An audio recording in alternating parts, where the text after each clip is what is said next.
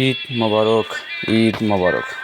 সারা বিশ্বের নির্যাতিত মুসলিমদের এবং অসহায় মানুষের জন্য আমার এই ঈদের আনন্দ উৎসর্গ করলাম। যারা হতদরিদ্র অসহায় তাদের সাথে আমার ঈদের আনন্দ উপভোগ।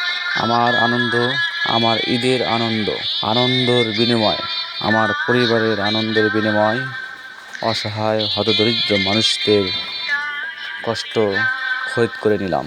আমার এই কাজ লোক দেখানোর জন্য নয়, এই কাজ উৎসাহিত করার জন্য, সকলকে উদ্বুদ্ধ করার জন্য।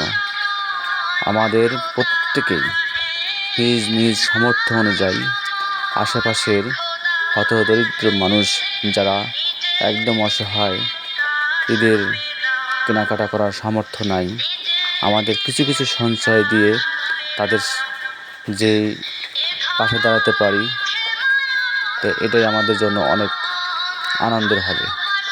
সারা বছর আমরা আনন্দ করি, কিন্তু এই হতদরিদ্রগুলো, এই মানুষগুলো তারা কোথাও তাদের এই দুঃখ কষ্ট শেয়ার করতে পারে না। আমি আমার সামর্থ্যের, আমার সাধ্যের সর্বোচ্চটুকু দিয়ে চেষ্টা করলাম এদের পাশে থাকার জন্য।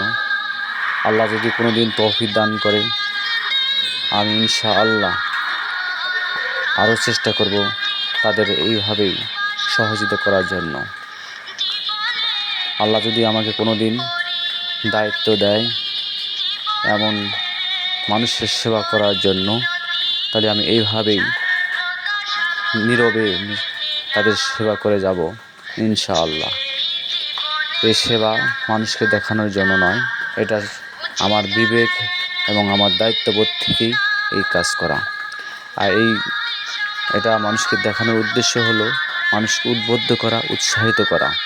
মানুষকে এই কাজে উদ্বুদ্ধ করার জন্যই আমার এই বিকল্পধর্মী ব্যবস্থা। সবাই ভালো থাকবেন। আল্লাহ হাফেজ। ঈদ মোবারক, ঈদ মোবারক।